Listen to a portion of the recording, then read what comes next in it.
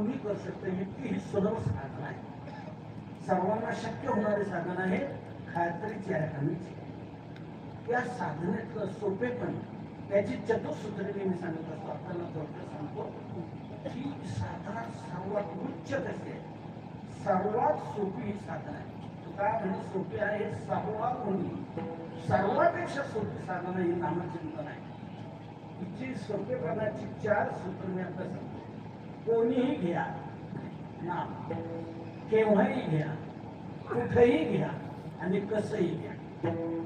इतकी सुलभता कोणत्याच साधनात नाही. कोणीही घ्या, सगळ्याच येथे आहे. इतर साधनांना अधिकारीच लागतो, त्याशिवाय साधना करता येत नाही.